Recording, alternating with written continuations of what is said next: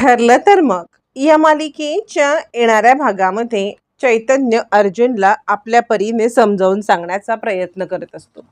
चैतन्य सांगत असतो, एक गोष्ट लक्षात घे, कितीही काही झालं ना तरी सुद्धा तुला जर का वेळ हवा असेल तर या सगळ्यामध्ये तुला हा वेळ घेण्यासाठी आता सायलीला आपल्या इथे थांबवणं सायली बहिणीला गरजेचं आहे. आणि त्यासाठी तू एक सगळ्यात महत्त्वाचं काम करायचं, ते म्हणजे डिले. अर्जुन म्हणतो, नाही, हे सायलीला आवडणार नाही आणि कोणत्याही परिस्थितीत माझ्या प्रेमापोटी मी हे काही करणार नाही. असं म्हटल्यावरती इकडे आता लगेचच सायली येते आणि सायली तेवढंच वाक्य ऐकते. आपण पाहिलेलं आहे की मधुभाऊंची केस मी डिले करेन. या सगळ्यामध्ये सायली गैरसमज करून घेते आणि अर्जुन सर मधुभाऊंची केस डिले करणार का असा विचार करत ती आता या सगळ्यामध्ये अस्वस्थ होते. त्यातच आता इकडे सायलीने हा मनामध्ये विचार केलेला असतो आणि ती उगाचच आता मात्र इकडे आता अर्जुन बद्दल गैरसमज करून घेते. आणि या सगळ्यामध्ये आता सायलीच्या मनामध्ये एकच भावना येते की अर्जुन सर इतके कसे काय आता बदलले आणि आता मधुभाऊंना डिले करायची गोष्ट का करतायत. त्यांच्या मनात नक्की काय चाललंय. कदाचित त्यांच्या मनामध्ये त्यांच्या घरच्यांना या सगळ्यामध्ये त्यांना आता काय उत्तर द्यावं हे कळत नसेल आणि म्हणून ते मला थांबवण्यासाठी हे सगळं करतायत का. नाही, असं नाही होऊ शकत. अर्जुन सर असं काही करू शकतात असं मला खरंच वाटत नाही आहे. काय करू ज्यामुळे मला याचं खरं उत्तर मिळेल. सायली आता या सगळ्यामध्ये खूपच अस्वस्थ होते आणि घरी येते. त्याच वेळेस अर्जुन चैतन्याला सांगतो, काहीही होऊ दे, पण आता मी माझं हे सबमिट केलेलं आहे आणि या सगळ्यामध्ये आपण ताबडतोब हे सबमिट करूया. यावरती चैतन्य त्याला सांगायला लागतं, ठीक आहे, जसं तुझ्या मनामध्ये येईल तसं. असं म्हणत अर्जुन आणि चैतन्य हे दोघं जण आता फॉर्म सबमिट करण्यासाठी निघतात. फॉर्म सबमिट करतात म्हणजे या सगळ्यामध्ये जे मधुभाऊंचे पुरावे असतात ते सबमिट करतात आणि नंतर मात्र आता मधुभाऊंच्या बेलसाठी अपील करतात. कारण मधुभाऊंची सुटका होणं हे मात्र आता इकडे महत्त्वाचं असतं, पण सुटका नसते होणार. त्यांना बेलवरती म्हणजे जामीन मिळणार असतो. त्यातच सायलीने गैरसमज करून घेतलेला आणि इकडे उदास सायलीला पाहिल्यावरती अर्जुन म्हणतो, काय झालं, तुम्ही या सगळ्यामध्ये अशा उदास का आहात. यावरती सायली सांगते, काही नाही, मला मधुभाऊंची चिंता वाटते. मधुभाऊंच्या केसचं कसं काय होणार मला खरंच कळत नाहीये. म्हणजे अर्जुन सर, मी तुम्हाला खरं सांगू का, तर या सगळ्यामध्ये मी तुमचं आणि चैतन्य सरांचं बोलणं ऐकलेलं आहे. अर्जुन म्हणतो, काय. यावरती सायली सांगते, हो, मी बोलणं ऐकलंय. म्हणजे तुम्ही मधुभाऊंची केस आता डिले करणार आहात का. कारण मला असं वाटायला लागतंय की या सगळ्यामध्ये तुम्ही मधुभाऊंची केस डिले करणार हे मी तुमच्या तोंडून ऐकलं होतं. तुमच्या तोंडून ऐकल्यामुळे मला आता खूप टेन्शन आले. अर्जुन म्हणतो, नाही, तुम्ही काही काळजी करू नका. यावरती सायली सांगायला लागते, पण मला एक गोष्ट कळत नाही की केस डिले करण्यामध्ये तुमचा काय फायदा आहे. म्हणजे तुम्हाला असं वाटतंय का की ही केस आपण म्हणजे मधुभाऊंची केस सॉल्व्ह झाली, मधुभाऊ सुटले आणि मी निघून गेल्यावरती घरच्यांना तुम्ही काय उत्तर द्याल असं तुम्हाला वाटत असेल म्हणून तुम्ही हे सगळं करताय का. यावरती अर्जुन म्हणतो, तुम्हाला कसं समजत नाहीये, मी असं कधीही करणार नाही. मला असं वाटलं की तुम्ही इकडे थांबावं तरी सुद्धा मी कधीही असं करणार नाही. तुम्हाला माहिती आहे का, तुम्ही जे काही ऐकलत, मला खरंच काही माहिती नाहीये की तुम्ही काय ऐकलत, पण जे ऐकलत ते पूर्णपणे तुम्ही चुकीचं ऐकलेलं आहे. या सगळ्यामध्ये आता हे सगळं सत्य नाही आहे. मी तुम्हाला तेच सांगू इच्छितो की मधुभाऊंचे सगळे जे पेपर आहेत ना ते ऑलरेडी मी सबमिट केलेत. उद्या आपल्याला मधुभाऊंना बेल मिळणार आहे आणि ती बेल मिळाल्यावर त्यांना आपल्याला आणायला जायचं आहे. असं म्हणत अर्जुन आता सायलीला सगळं सत्य सांगतो आणि या सगळ्यामध्ये सायली आता एकदम खुश होते. तोपर्यंत अर्जुन म्हणतो, खरं तर या सगळ्यामध्ये मी तुम्हाला सरप्राईज देणार होतो, पण आता तुम्ही माझ्याबद्दल असा जो काही समज करून घेतलेला आहे, हा समज करून घेतल्यामुळे मला आता हे सगळं सांगावं लागलं. त्यावरती सायली म्हणते, सर माफ करा. म्हणजे खरं सांगू का, तर मी या सगळ्यामध्ये तुमच्यावरती संशय घेतला. मला खरंच स्वतःला खूप गिल्ट वाटतंय. असं म्हणत सायली अर्जुनची माफी मागते. आता दुसऱ्या दिवशी अर्जुनला इकडे आता सायलीसोबत जायचं असतं. तोपर्यंत रविराज सांगतात, प्रतिमा, तुला माहिती आहे का, सायली ज्या आश्रमामध्ये होती ना त्या आश्रमामध्ये ते जे मधुभाऊ तिचे आहेत, तिचे वडील म्हणजे तिचे मानलेले वडील, ती आता या सगळ्यामध्ये मानलेल्या वडिलांना आता सोडवायला चाललेली आहे. म्हणजे आज या सगळ्यामध्ये तिच्या वडिलांना बेल मिळणार आहे. तर आपण पण तिकडे जायचं का?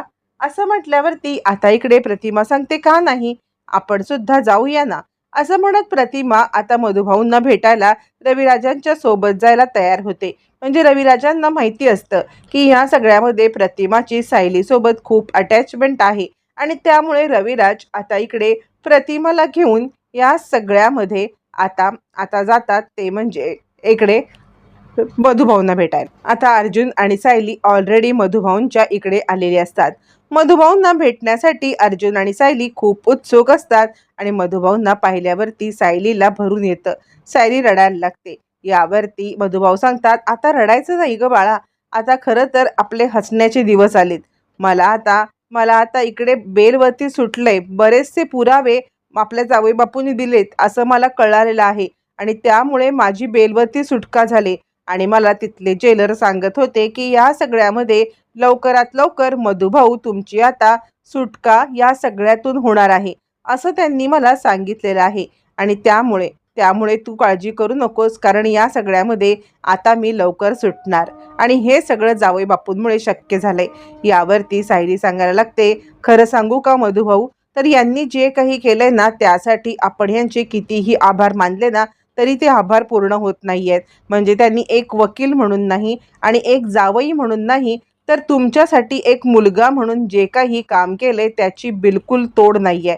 खरंच या सगळ्यासाठी यांचे जितके आभार मानावे तितके आभार थोडे आहेत. असं म्हणत इकडे आता या सगळ्यामध्ये सायलीने आता मधुभाऊंना सगळी सत्य परिस्थिती सांगितलेली असते.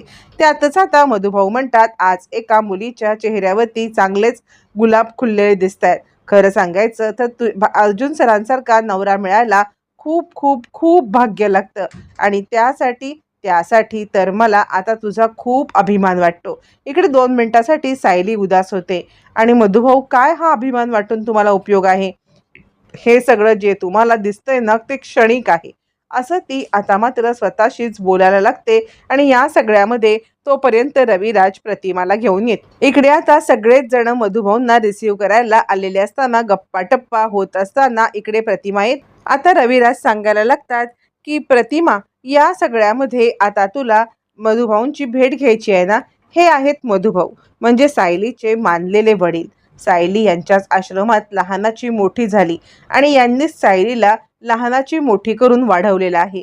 प्रतिमा मधुभाऊ प्रतिमाकडे पाहतात आणि आता मधुभाऊ प्रतिमाला ओळखतात.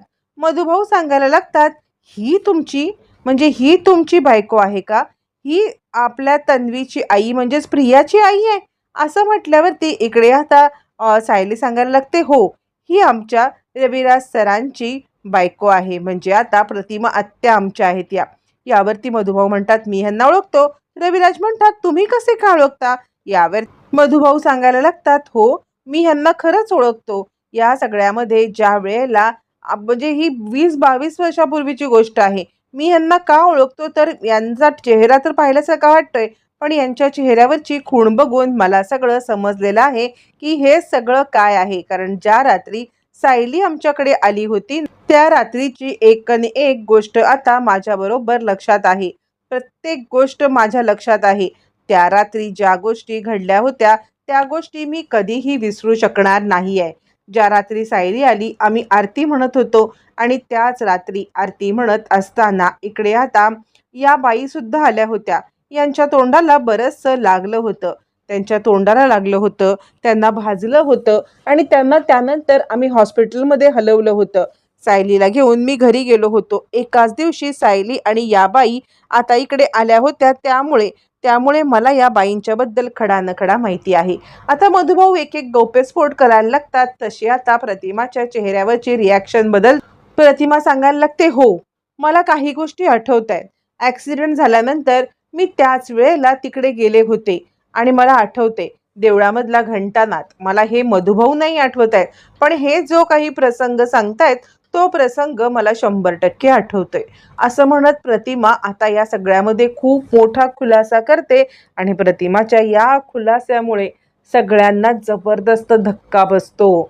आणि आता प्रतिमाचा हा खुलासा झाल्यावरती इकडे आता अर्जुन आणि रविराज यांना प्रश्न पडतो की एकाच दिवशी ज्या वेळेला सायली आश्रमात गेली त्याच वेळेला कशी काय प्रतिमा आत्या आश्रमात आली? काय या सगळ्याचं गूढ आहे? आता पुरावे सगळे मधुभाऊंच्या बाजूने आहेत.